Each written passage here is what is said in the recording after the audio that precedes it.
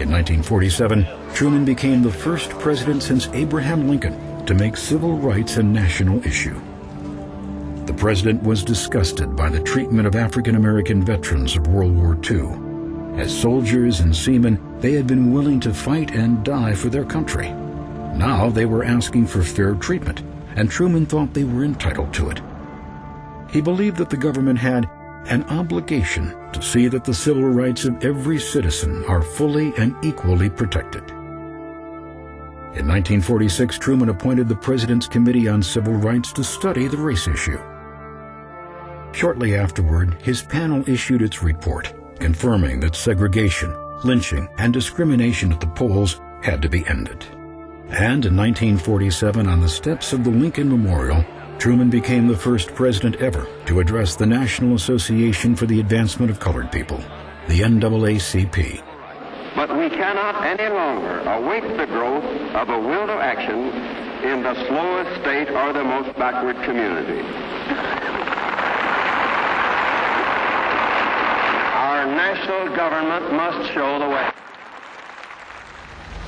In 1948, after Congress refused to sign a bill to end segregation in the armed forces, President Truman took matters into his own hands. He signed executive orders to desegregate both the federal workforce and the military as quickly as possible. The orders would take years to complete.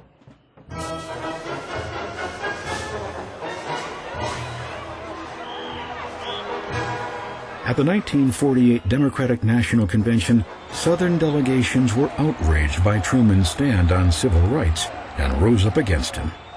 You shall not crucify the South on this cross of civil rights.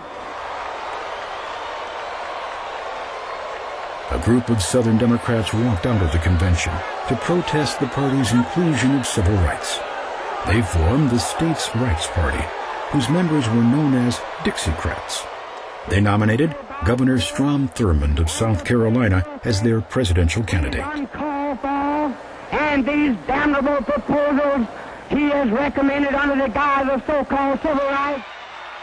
In the end, Truman's supporters rallied, and the president won the Democratic nomination. My duty as president requires that I use every means within my power to get the laws the people need on matters of such importance and urgency.